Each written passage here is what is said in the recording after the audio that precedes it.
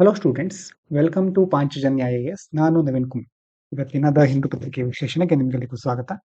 ಮೊದಲನೇ ವಿಷಯ, change in job guarantee scheme. Government wants to replace MG Narega with new scheme under Viksit Bharat, changing it from a demand-based job scheme, work when people ask, to supply-based scheme, work decided by the government. ಸರ್ಕಾರ ಮಹಾತ್ಮ ಗಾಂಧಿ ರಾಷ್ಟ್ರೀಯ ಗ್ರಾಮೀಣ ಉದ್ಯೋಗ ಖಾತ್ರಿ ಯೋಜನೆ ಇದನ್ನ ವಿಕಸಿತ್ ಭಾರತ ಅಡಿಯಲ್ಲಿ ಹೊಸ ಯೋಜನೆಗೆ ಬದಲಾಯಿಸಲಿಕ್ಕೆ ಮುಂದಾಗ್ತಾ ಇದೆ. ಮೊದಲು ಬೇಡಿಕೆ ಆಧಾರಿತ ಡಿಮ್ಯಾಂಡ್ ಬೇಸ್ಡ್, ಜನರು ಕೇಳಿದಾಗ ಕೆಲಸ ಕೊಡೋದು. ಈಗ ಅದನ್ನ ಪೂರೈಕೆ ಆಧಾರಿತವಾಗಿ ಮಾಡ್ತಾ ಇದ್ದಾರೆ. ಸಪ್ಲೈ ಬೇಸ್ಡ್ ಅಂತಂದ್ರೆ ಸರ್ಕಾರನೇ ಕೆಲಸ ನಿರ್ಧರಿಸುತ್ತೆ ಇದರಲ್ಲಿ. ಇನ್ನು more work days but less flexibility. The guaranteed work days will increase from 100 to 125 days. ಮೊದಲು 100 ದಿನಗಳ ಉದ್ಯೋಗ ಖಾತ್ರಿ ಕೊಡ್ತಾ ಇದ್ರು, ಆದ್ರೆ ಈಗ ಅದನ್ನ 125 ದಿನಗಳಿಗೆ ಏರಿಸಿದ್ದಾರೆ. But the budget will be capped and work will be given only in areas chosen by the centre, not wherever people demanded. Budget ಅನ್ನ ಮಿತಿಗೊಳಿಸ್ತಾ ಇದ್ದಾರೆ. ಮತ್ತೆ ಜನರು ಕೇಳದ ಸ್ಥಳಗಳಿಗೆ ಬದಲಾಗಿ ಕೇಂದ್ರನೇ ಆಯ್ಕೆ ಮಾಡುತ್ತೆ, ಅಲ್ಲಿ ಕೆಲಸವನ್ನ ಕೊಡ್ತಾರೆ. And states will pay more, opposition worried. ರಾಜ್ಯಗಳ ಮೇಲೆ ಆರ್ಥಿಕ ಹೊರೆ ಹೆಚ್ಚಾಗ್ತಾ ಇದೆ. States share of spending will rise sharply from about 10% to 40%, increasing their financial burden. Opposition fears this weakens workers' right and core idea of NREGA. ಈಗೇನು ಮೊದಲೇನಿತ್ತಲ್ವಾ, ಕೇಂದ್ರ ಸರ್ಕಾರದ ಒಂದು ಹೆಚ್ಚಿನ ಬಜೆಟ್ ಬಿಡುಗಡೆ ಆಗ್ತಾ ಇತ್ತು ಕೇಂದ್ರ ಸರ್ಕಾರದಿಂದ. ಆದ್ರೆ ಈಗ ರಾಜ್ಯದ ವೆಚ್ಚದ ಪಾಲು 10% 40% ಏರಿಕೆ ಆಗ್ತಾ ಇದೆ. ರಾಜ್ಯಗಳಿಗೆ ಆರ್ಥಿಕ ಹೊರೆ ಹೆಚ್ಚಾಗ್ತಾ ಇದೆ. ಇದರಿಂದಾಗಿ ಕಾರ್ಮಿಕ ಹಕ್ಕುಗಳು ಮತ್ತೆ ನರೇಗಾ ಯೋಜನೆಯ ಮೂಲ ಆಶಯ ದುರ್ಬಲಗೊಳ್ಳುತ್ತೆ ಅಂತ ಪ್ರತಿಪಕ್ಷಗಳು ಆತಂಕವನ್ನು ವ್ಯಕ್ತಪಡಿಸ್ತಾ ಇವೆ. ಇನ್ನು ಮುಂದಿನ ವಿಷಯ, conflict affects 1 in 6 people globally. ವಿಶ್ವದಲ್ಲಿ ಪ್ರತಿ 6ನೇ ವ್ಯಕ್ತಿ ಸಂಘರ್ಷದಿಂದ ಪೀಡಿತರಾಗಿದ್ದಾರೆ ಅಂತ ಹೇಳ್ತಾ ಇದ್ದಾರೆ. ಇನ್ 2025 about 831 million people worldwide are exposed to conflict, meaning every 6th person is living amid violence or its direct effect. 2025 ಹೊತ್ತಿಗೆ ವಿಶ್ವದಾದ್ಯಂತ 831 ಮಿಲಿಯನ್ ಜನರು ಸಂಘರ್ಷಗಳಿಗೆ ಒಡ್ಕೊಂಡಿದ್ದಾರೆ, ಅಂತಂದ್ರೆ ಸಂಘರ್ಷದಿಂದ ಪೀಡಿತರಾಗಿದ್ದಾರೆ. 6ನೇ ವ್ಯಕ್ತಿ ಹಿಂಸಾಚಾರ ಅಥವಾ ಅದರ ನೇರ ಪರಿಣಾಮಗಳ ನಡುವೆ ಬದುಕ್ತಾ ಇದ್ದಾರೆ. Violence by States is increasing. ಸರ್ಕಾರಗಳಿಂದ, ರಾಜ್ಯ ಸರ್ಕಾರ ಇರಬಹುದು, ದೇಶ ಇರಬಹುದು, ಅದರಿಂದ ಹಿಂಸಾಚಾರ ಹೆಚ್ಚಾಗ್ತಾ ಇದೆ. The report shows rise in violence by government and state forces, especially against civilians. ನಾಗರಿಕರ ವಿರುದ್ಧನೇ ಸರ್ಕಾರ ಹಿಂಸಾಚಾರವನ್ನು ನಡೆಸ್ತಾ ಇದೆ. Civilian targeted violence in 2025 is the highest in the last 5 years. ಕಳೆದ 5 ವರ್ಷಗಳಲ್ಲಿ ಸಿವಿಲಿಯನ್ಸ್, ನಾಗರಿಕರ ವಿರುದ್ಧ ನಡೆದಂತಹ ಅಥವಾ ನಾಗರಿಕರನ್ನ ಗುರಿಯಾಗಿರಿಸಿಕೊಂಡು ನಡೆದಂತಹ ಹಿಂಸಾಚಾರದಲ್ಲಿ ಹೆಚ್ಚಿನ ಒಂದು ಅಂಶ ಕಂಡು ಬರುವುದು 2025ರಲ್ಲಿ. Conflicts are spreading and becoming more complex. ಈಗ ಜಾಸ್ತಿ ಸಂಕೀರ್ಣ ಆಗ್ತಾ ಹೋಗ್ತಾ ಇದೆ ಇದು. Conflicts are increasing across regions. ಕೇವಲ ಒಂದೇ ಪ್ರದೇಶಕ್ಕೆ, ದೇಶಕ್ಕೆ ಸೀಮಿತ ಆಗಿಲ್ಲ. ಈಗ Africa, west Asia, Europe, with more involvement of non-state armed groups, use of drones and modern weapons, making wars longer and harder to resolve.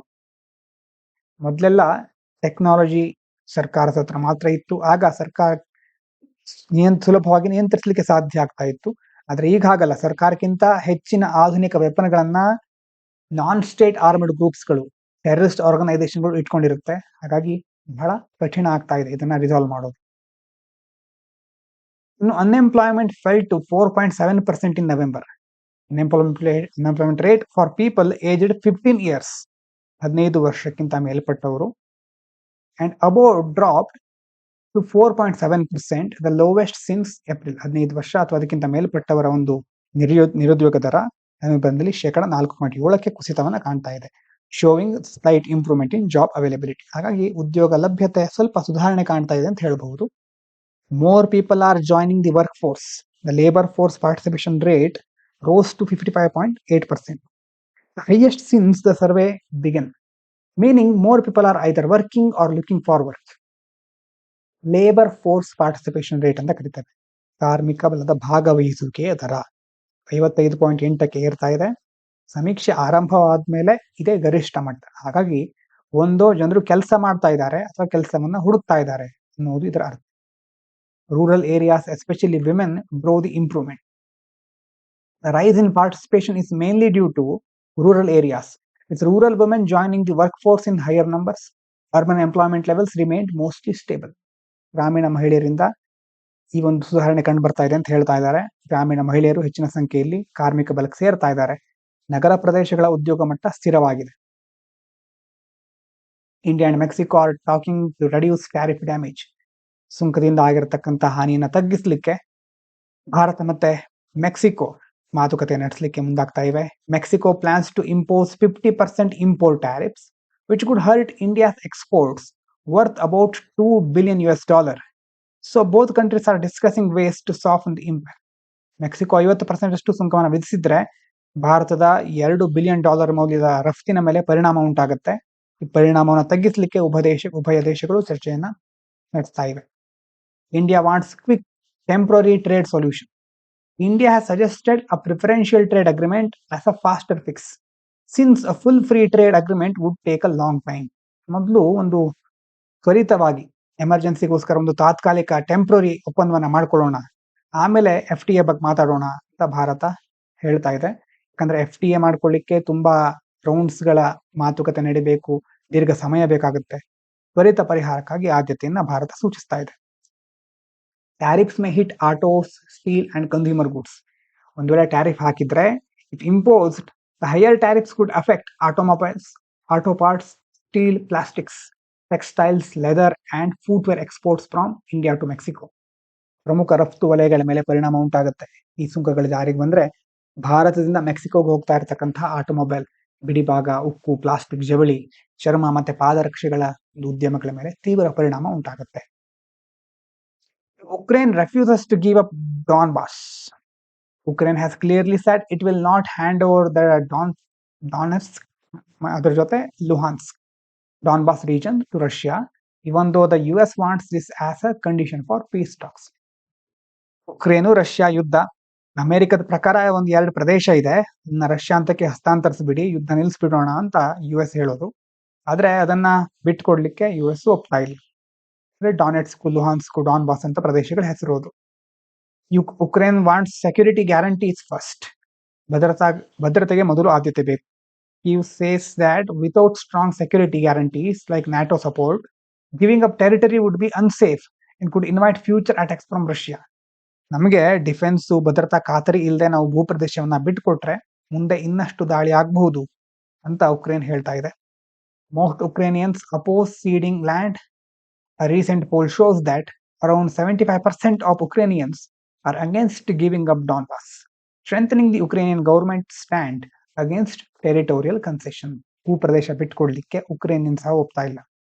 75% ಉಕ್ರೇನಿಯನ್ಸು Donbas ಪ್ರದೇಶವನ್ನ ಬಿಟ್ಕೊಡೋದನ್ನ ವಿರೋಧಿಸ್ತಾ ಇದ್ದಾರೆ. ಹಾಗಾಗಿ ಉಕ್ರೇನ್ ಸರ್ಕಾರದ ನಿಲುವು ಇನ್ನಷ್ಟು ಬಲಗೊಳ್ತಾ ಇದೆ. ಒಂದು ಆರ್ಟಿಕಲ್ ನೋಡೋಣ, editorial. Broad based development model. ತುಂಬಾ ಕಡೆ ನೀವು ಕೇಳಿರ್ಬಹುದು ತಮಿಳುನಾಡು, ಕೇರಳ ಮಾಡೆಲ್ ಅಂತೆಲ್ಲ ಬರ್ತಾ ಇರುತ್ತೆ. ಈ ಒಂದು ಆರ್ಟಿಕಲ್ ನಲ್ಲಿ ತಮಿಳುನಾಡು ಮಾಡೆಲ್ ಬಗ್ಗೆ ವಿಸ್ತರಿಸ್ತಾ ಇದ್ದಾರೆ, ಹೇಳ್ತಾ ಇದ್ದಾರೆ. ಇಲ್ಲಿ ಈ ಆರ್ಟಿಕಲ್ ಅನ್ನ ಒಂದು ರಾಜ್ಯ ಅಂತ ನೋಡಿದೆ, ಯಾಕೆ ಒಂದು ರಾಜ್ಯ ಬೆಳೀತಾ ಇದೆ, ಬೇರೆ ರಾಜ್ಯಗಳಿಗೆ ಏನ್ ಸಮಸ್ಯೆಗಳಿದೆ, ಹಾಗೂ ಒಂದು ರಾಜ್ಯ ಏನನ್ನ ಅಡಾಪ್ಟ್ ಮಾಡ್ಕೊಂಡ್ರೆ ಒಳ್ಳೆ ರೀತಿಯಲ್ಲಿ ಬೆಳಿಬಹುದು, ಆ ಒಂದು ದೃಷ್ಟಿಕೋನದಿಂದ ನೋಡಿ. ಕೇವಲ ತಮಿಳುನಾಡು ಅಂತ ಅಲ್ಲ, ಒಂದು ರಾಜ್ಯವಾಗಿ ಒಂದು ಪ್ರಾದೇಶಿಕ ಬೆಳವಣಿಗೆಯನ್ನ ಗಮನಿಸ್ತಾ ಹೋಗ್ಬೇಕಾಗತ್ತೆ ನಾವು. Tamil Nadu is growing fast, creating jobs, attracting investment, exporting more, and at the same time improving health, education and social welfare. ನೋಡಿ, ಯಾವತ್ತು ಗ್ರೋತ್ ಆಗ್ತಾ ಇರುತ್ತೆ. ಈಗಿನ ಕಾಲದಲ್ಲಿ ಗ್ರೋತ್ ಆಗೋದು ಸಹಜ, ಯಾಕಂದ್ರೆ ಅದಕ್ಕೆ ಬೇರೆ ಬೇರೆ ನಾವು ಎಕನಾಮಿಯಲ್ಲಿ ನೋಡಿದ್ದೀವಿ. ಗ್ರೋತ್ ಬೇರೆ, ಡೆವಲಪ್ಮೆಂಟ್ ಬೇರೆ. GDP ಹೆಚ್ಚು ಮಾಡೋದು ಸ್ವಲ್ಪ ಓಕೆ, ಡೆವಲಪ್ಮೆಂಟ್ ಅಷ್ಟು ಸುಲಭವಾದಂತಹ ವಿಷಯ ಅಲ್ಲ. ತಮಿಳುನಾಡಿನಲ್ಲಿ ಕೊಟ್ಟಿರೋ ಪ್ರಕಾರ ಜಾಬ್ಸ್ ಕ್ರಿಯೇಟ್ ಆಗ್ತಾ ಇದೆ, ಇನ್ವೆಸ್ಟ್ಮೆಂಟ್ ಬರ್ತಾ ಇದೆ, ಎಕ್ಸ್ಪೋರ್ಟ್ ಸಹ ಜಾಸ್ತಿ ಆಗ್ತಾ ಇದೆ, ಅದು ಗ್ರೋತ್ ಪಾರ್ಟ್ ಅಲ್ವಾ. ಆದ್ರೆ ಹೆಲ್ತ್, ಎಜುಕೇಶನ್, ಸೋಷಿಯಲ್ ವೆಲ್ಫೇರ್ ಇದು ಡೆವಲಪ್ಮೆಂಟ್ ಪಾರ್ಟ್. ಗ್ರೋತ್ ಮತ್ತೆ ಡೆವಲಪ್ಮೆಂಟ್ ಎರಡೂ ಆಗ್ತಾ ಇದ್ದಾಗ ಅದು ಒಳ್ಳೆಯ ಸುಸ್ಥಿರ ಹಾದಿಯಲ್ಲಿ ಸಾಕ್ತಾ ಇದೆ ಅಂತ ಹೇಳ್ಬಹುದು. How fast is Tamil Nadu's economic growing? GSDP ಅಂತ ಬರ್ತಾ ಇದೆ ಅಲ್ಲಿ. GDP ಕೇಳಿದಿರಿ, ಗ್ರಾಸ್ ಡೊಮೆಸ್ಟಿಕ್ ಪ್ರಾಡಕ್ಟ್ ಅಂತ. GSDP ಅಂತಂದ್ರೆ gross state domestic product, total value of goods and services produced in state. ಇಡೀ ದೇಶಕ್ಕೆ ಹೇಳೋದು GDP, ಒಂದು ರಾಜ್ಯಕ್ಕೆ ಸಂಬಂಧಪಟ್ಟಾಗಿರೋದು GSDP. ಕೀ ಗ್ರೋತ್ ಫ್ಯಾಕ್ಟ್ಸ್ ಮುಖ್ಯವಾಗಿ ನೋಡಿ. ತಮಿಳುನಾಡು GSDP 2023-24ರಲ್ಲಿ 26.88 ಲಕ್ಷ ಕೋಟಿಯಷ್ಟಿತ್ತು. 24-25ಕ್ಕೆ ಇದು 31.19 ಲಕ್ಷ ಕೋಟಿಯಷ್ಟಾಗಿದೆ. ಗ್ರೋತ್ ರೇಟ್ ಎಷ್ಟು? 16%. ಫಾಸ್ಟೆಸ್ಟ್ ಅಮಂಗ್ ಮೇಜರ್ ಸ್ಟೇಟ್ಸ್, ಬಹಳ ವೇಗವಾದ ಅಭಿವೃದ್ಧಿಯ ದರದಲ್ಲಿ ಸಾಗ್ತಾ ಇದೆ. Real growth after removing inflation 11.2%. Inflation ನಾವು ರಿಮೂವ್ ಮಾಡಿದ್ರೆ ರಿಯಲ್ ಗ್ರೋತ್ ಆಗ್ತಾ ಇರೋದು 11.2%. ನ್ಯಾಷನಲ್ ಅವರೇಜ್ ಇರೋದೇ ಎಷ್ಟು? 6.5%. So Tamil Nadu is growing much faster Dhan India as a hole. ಇಡೀ ಭಾರತಕ್ಕೆ ಕಂಪೇರ್ ಮಾಡಿದ್ರೆ ತಮಿಳುನಾಡು ಬಹಳ ವೇಗವಾಗಿ ಗ್ರೋತ್ ಆಗ್ತಾ ಇದೆ. ಹಾಗಾದ್ರೆ what is the driving this strong growth? ಏನು ಡ್ರೈವಿಂಗ್ ಫೋರ್ಸ್, ಏನು ಇದ್ರ ಹಿಂದ್ಗಡೆ ಇರುವಂತಹ ಚಾಲಕ ಶಕ್ತಿ ಅಂತ ಕರಿತೀವಲ್ವಾ, ಆ ರೀತಿ. Manufacturing is the main engine. ಉತ್ಪಾದನೆ, ಇದನ್ನೇ ನಾವು ಸಹ ಚೀನಾದಲ್ಲಿ ನೋಡ್ತೇವೆ ಅಲ್ವಾ. ಚೀನಾದಲ್ಲೂ ನಾವು ಈ ರೀತಿಯಾದ ಡೆವಲಪ್ಮೆಂಟ್ ಅನ್ನ ಸ್ಟಾರ್ಟಿಂಗ್ ಅಲ್ಲಿ ನೋಡ್ತಾ ಹೋಗ್ತೇವೆ. Tamil Nadu is major industrial state. Manufacturing Tamil Nadu 1.46 lakh crore, Maharashtra 0.71 lakh crore. Increase ಆಗಿದೆ ಲಾಸ್ಟ್ 4 years ಅಲ್ಲಿ. Highest average manufacturing grow in India 9.38% Tamil Nadu. ಇನ್ನು ಫ್ಯಾಕ್ಟರಿ ಇಕೋಸಿಸ್ಟಮ್ ಚೆನ್ನಾಗಿದೆ, 40,000ಕ್ಕಿಂತ ಜಾಸ್ತಿ ಫ್ಯಾಕ್ಟರಿಗಳಿದೆ. 24.75 ಲಕ್ಷ ಫ್ಯಾಕ್ಟರಿ ವರ್ಕರ್ಸ್ ಗಳಿದ್ದಾರೆ. ನಂಬರ್ 1 ಇಂಡಿಯಾ ಅಲ್ವಾ, ಭಾರತದಲ್ಲಿ ನಂಬರ್ 1 ಜಾಸ್ತಿ ಫ್ಯಾಕ್ಟರಿ ವರ್ಕರ್ಸ್ ಗಳನ್ನ ಹೊಂದಿರೋದ್ರಲ್ಲಿ. MSME ಬೇಸ್ ಬಹಳ ಸ್ಟ್ರಾಂಗ್ ಆಗಿದೆ. 39 ಲಕ್ಷ ರಿಜಿಸ್ಟರ್ಡ್ MSMEಗಳಿದೆ. Tamil Nadu producers builds exports. ನೋಡಿ, ಸರ್ವಿಸ್ ಗಳನ್ನ ಮಾತ್ರ ಪ್ರೊವೈಡ್ ಮಾಡೋದಲ್ಲ, ಪ್ರಾಡಕ್ಟ್ ಅನ್ನ ಬಿಲ್ಡ್ ಮಾಡಬೇಕು, ಪ್ರೊಡ್ಯೂಸ್ ಮಾಡಬೇಕು, ಎಕ್ಸ್ಪೋರ್ಟ್ ಮಾಡಬೇಕು. ಆವಾಗ ಅದಕ್ಕೆ ಬಲ ಬರುತ್ತೆ ರಾಜ್ಯಕ್ಕೆ. How important is the services sector? Service sector ಬಹಳ ಇಂಪಾರ್ಟೆಂಟ್ ಅಲ್ವಾ. Services contributes 53.6% of the state economy. ಅರ್ಧಕ್ಕಿಂತ ಸ್ವಲ್ಪ ಜಾಸ್ತಿ ಸರ್ವಿಸ್ ಸೆಕ್ಟರ್ ಇಂದ ಬರ್ತಾ ಇದೆ. Real growth 11.3%. Fast growing service areas, ಯಾವ್ಯಾವ ಕ್ಷೇತ್ರ ಬಹಳ ಫಾಸ್ಟ್ ಆಗಿ ಗ್ರೋ ಆಗ್ತಿದೆ ಅಂತಂದ್ರೆ real estate, transport and communication, public administration, other services. Tamil Nadu has both factories and services giving stability. ಫ್ಯಾಕ್ಟರಿಗಳು ಇದೆ, ಸರ್ವಿಸು ಇದೆ, ಇದರಿಂದಾಗಿ ಸ್ಟೆಬಿಲಿಟಿ ಬರ್ತಾ ಇದೆ. Why do companies like Tamil Nadu? ಹಾಗಾದ್ರೆ ಇದು ಬಹಳ ಇಂಪಾರ್ಟೆಂಟ್. ಕಂಪನಿಗಳು ಯಾಕೆ ಬಂದು ಅಲ್ಲೇ ಹೂಡಿಕೆ ಮಾಡುತ್ತವೆ, ಯಾಕೆ ಫ್ಯಾಕ್ಟರಿಗಳನ್ನ ಓಪನ್ ಮಾಡುತ್ತೆ? Skilled work force, 955 technical institutions, highest in India. ಭಾರತದಲ್ಲೇ ಹೆಚ್ಚು ಟೆಕ್ನಿಕಲ್ ಇನ್ಸ್ಟಿಟ್ಯೂಷನ್ಗಳು ಇರೋದು. 955 ಟೆಕ್ನಿಕಲ್ ಇನ್ಸ್ಟಿಟ್ಯೂಷನ್ಗಳಿದೆ. ಇಂಜಿನಿಯರ್ಸ್ ಇರ್ತಾರೆ, ಟೆಕ್ನಿಷಿಯನ್ಸ್, ಸ್ಕಿಲ್ಡ್ ವರ್ಕರ್ಸ್ ಎಲ್ಲ ಈಸಿಯಾಗಿ ಸಿಗ್ತಾರೆ.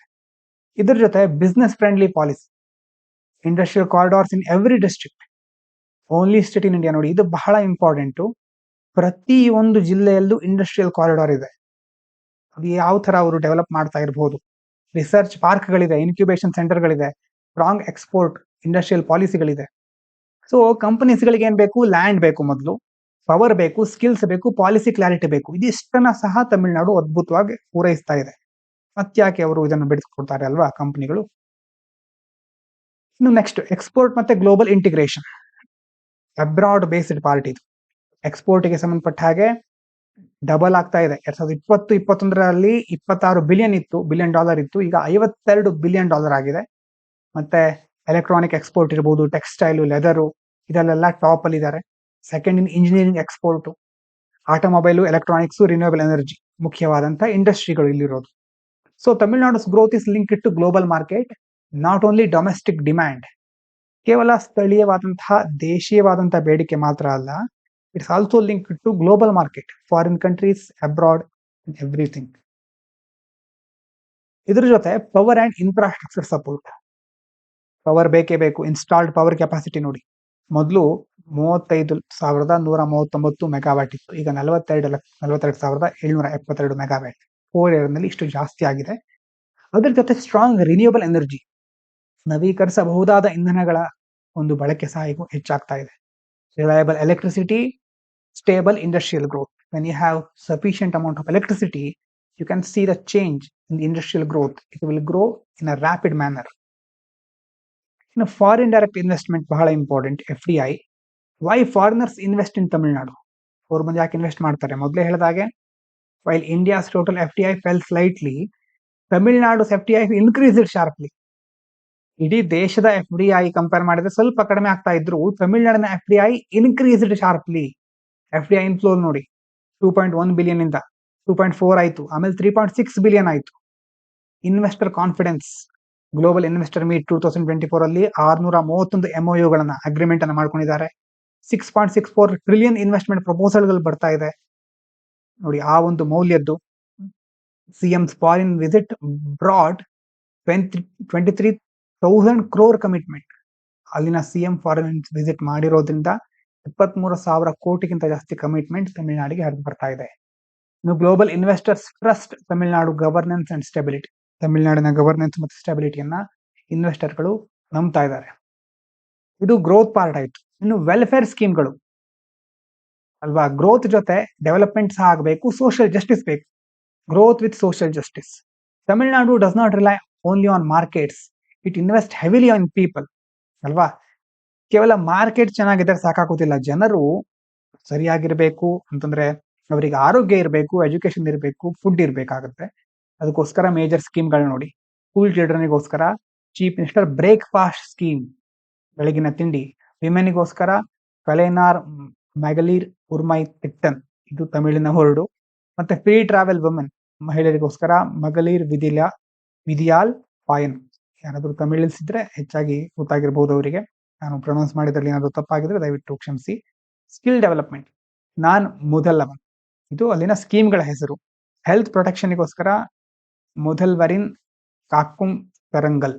ಈ ಸ್ಕೀಮ್ಗಳ ನೆನಪಿಟ್ಕೊಳ್ಬೇಕು ಅಂತ ಇಲ್ಲ, ಆದ್ರೆ ಎಲ್ಲಾ ಸೆಕ್ಟರ್ನಲ್ಲೂ ಒಂದು ಸ್ಕೀಮ್ ಅನ್ನ ತಂದು ಅದನ್ನ ಚೆನ್ನಾಗಿ ಇಂಪ್ಲಿಮೆಂಟ್ ಮಾಡ್ತಾ ಇದ್ದಾರೆ ಅನ್ನೋದು ಗೊತ್ತಾಗಿರ್ಲಿ. ಇನ್ನು outcome of welfare led growth, welfare ಜನರ ಕಲ್ಯಾಣ ಮುಖ್ಯವಾಗಿ ಇಂಪಾರ್ಟೆಂಟು, ಅದರಿಂದಾಗಿ ಗ್ರೋತ್ ಆಗ್ಬೇಕು. ಇದರಿಂದ ಏನ್ ಔಟ್ಕಮ್ ಸಿಕ್ತು ಹಾಗಾದ್ರೆ? ಹೆಲ್ತ್ ಅಂಡ್ ಮತ್ತು ಸೋಷಿಯಲ್ ಇಂಡಿಕೇಟರ್ಸ್ ಗಳಲ್ಲಿ ನೋಡಿ, ಇನ್ಫೆಂಟ್ ಮಾರ್ಟಾಲಿಟಿ ರೇಟ್ ನೋಡಿ 12 ವೆರಿ ಲೋ ಇರೋದೆ ಇದೆ. ಈಗ ಇನ್ಫೆಂಟ್ ಮಾರ್ಟಾಲಿಟಿ ಅಂತಂದ್ರೆ ಶಿಶು ಮರಣ ದರ. ಲೈಫ್ ಎಕ್ಸ್ಪೆಕ್ಟೆನ್ಸಿ 73.4 ಇದೆ, ಟಾಪ್ 3 ಸ್ಟೇಟ್ಗಳಲ್ಲಿ ಒಂದು. ಮಲ್ಟಿ ಡೈಮೆನ್ಷನಲ್ ಪವರ್ಟಿ 1.43% ಮಾತ್ರ ಇರೋದು, ಅಮಂಗ್ ದಿ ಲೋವೆಸ್ಟ್. ಪವರ್ಟಿ ಅತಿ ಕಡಿಮೆ ಇರುವ ರಾಜ್ಯಗಳಲ್ಲಿ ಒಂದು. ಎಜುಕೇಶನ್ ನೋಡಿ, highest GR in higher education. Higher education ಅಲ್ಲಿ 47% ಹೈಯೆಸ್ಟ್. ಗ್ರಾಸ್ ಎನ್ರೋಲ್ಮೆಂಟ್ ರೇಷಿಯೋ ಅಂತ ಕರಿತೇವೆ, ಒಟ್ಟು ದಾಖಲಾತಿ ಪ್ರಮಾಣ. ಫಿಮೇಲ್ ನೋಡಿ 47.3%. ನ್ಯಾಷನಲ್ ಅವರೇಜ್ ಎಷ್ಟಿದೆ? 28.4% ಮಾತ್ರ. ತಮಿಳುನಾಡಿದ ಎಷ್ಟಿದೆ? 47%, ಆಲ್ಮೋಸ್ಟ್ ಡಬಲ್, ಹತ್ರ ಅಷ್ಟೇ. Growth benefits are reaching people, not just industries. Growth ಅನ್ನೋದ್ರ ಆ ಒಂದು ಬೆನಿಫಿಟ್ಗಳು ಜನರಿಗೆ ತಲುಪ್ತಾ ಇದೆ, ಕೇವಲ ಇಂಡಸ್ಟ್ರಿಗಳಿಗೆ ಮಾತ್ರ ಅಲ್ಲ. ಹಾಗಾಗಿ ಎಲ್ಲ ಸರಿಯಾಗಿ ನಡೀತಾ ಇದೆ ಅಂತ ಈ ಆರ್ಟಿಕಲ್ ಹೇಳ್ತಾ ಇದ್ದಾರೆ. ಫಿಸ್ಕಲ್ ಡಿಸಿಪ್ಲಿನ್ ನೋಡಿದ್ರೆ, despite reduced central transfers, fiscal deficit 3% of GSDP. Limit ಅಲ್ಲೇ ಇದೆ, ಒಂದು ಲೆವೆಲ್ಗೆ ಸರಿಯಾಗಿ ವಿತ್ ಇನ್ ಲಿಮಿಟ್ಸ್ ಅಂತ ಹೇಳ್ಬಹುದು. ಡೆಟ್ GSDP ರೇಷಿಯೋ ಡಿಕ್ಲೈನ್ ಆಗ್ತಾ ಇದೆ, 27% ಇಂದ 26% ಬಂದಿದೆ. Welfare is funded without reckless borrowing ಅಲ್ವಾ. ರೆಕ್ಲೆಸ್ ಬಾರೋವಿಂಗ್ ಅಂತಂದ್ರೆ ಎಲ್ಲ ಕಡೆ ಸಾಲ ಮಾಡಿ ವೆಲ್ಫೇರ್ ಮಾಡೋದು, ಆ ತರ ಮಾಡ್ತಾ ಇಲ್ಲ. So why Tamil Nadu is called a model? ಹಾಗಾದ್ರೆ ಯಾಕೆ ಇದಕ್ಕೊಂದು ಮಾಡೆಲ್ ಅಂತ ಕರೀತಾರೆ? ಯಾಕಂತಂದ್ರೆ ವೇಗವಾಗಿ ಆರ್ಥಿಕತೆ ಬೆಳೀತಾ ಇದೆ, ಮ್ಯಾನುಫ್ಯಾಕ್ಚರಿಂಗ್ ಸರ್ವಿಸ್ ಸೆಕ್ಟರ್ ಎರಡನ್ನ ಸಹ ಬ್ಯಾಲೆನ್ಸ್ ಮಾಡ್ತಾ ಇದ್ದಾರೆ, ಎಕ್ಸ್ಪೋರ್ಟ್ ಮತ್ತೆ FDI ಸ್ಟ್ರಾಂಗ್ ಆಗಿದೆ, work force skilled work force ಇದೆ, ವೆಲ್ಫೇರ್ ಡ್ರಿವನ್ ಹ್ಯೂಮನ್ ಡೆವಲಪ್ಮೆಂಟ್, ಕೇವಲ ಗ್ರೋತ್ ಮೇಲೆ ಮಾತ್ರ ಅಲ್ಲ ಹ್ಯೂಮನ್ ಡೆವಲಪ್ಮೆಂಟ್ ಮೇಲೆ ಫೋಕಸ್ ಮಾಡ್ತಾ ಇದ್ದಾರೆ, ಫಿಸ್ಕಲ್ ಡಿಸಿಪ್ಲಿನ್ ಸಹ ಚೆನ್ನಾಗಿ ಮ್ಯಾನೇಜ್ ಮಾಡ್ತಾ ಇದ್ದಾರೆ. ಹಾಗಾಗಿ ಈ ಆರ್ಟಿಕಲ್ ಪ್ರಕಾರ ಈ ಎಲ್ಲ ಅಂಶಗಳು ಚೆನ್ನಾಗಿರೋದ್ರಿಂದ ಇದು ಒಳ್ಳೆಯ ಡೆವಲಪ್ಮೆಂಟ್ ಮಾಡೆಲ್ ಅಂತ ಹೇಳ್ತಾ ಇದ್ದಾರೆ. ಇದನ್ನ ಸರಿಯಾಗಿ ಇರುವ ಅಂಶಗಳನ್ನ ಬೇರೆ ಬೇರೆ ಕಡೆ ಸಹ ಯೂಸ್ ಮಾಡ್ಕೊಳ್ಳಿ. ಅದು ಮುಖ್ಯವಾಗಿ ಎಕನಾಮಿ ಮತ್ತೆ ಪಾಲಿಟಿಯಲ್ಲಿ ಯೂಸ್ ಮಾಡ್ಕೊಳ್ಬಹುದು, GS2 GS3 ಅಲ್ಲಿ. ಇವಿಷ್ಟು ಮುಖ್ಯವಾದ ವಿಚಾರಗಳು. ಎಲ್ರಿಗೂ ಧನ್ಯವಾದಗಳು. ಇದು ಪಾಂಚಜನ್ಯ IAS.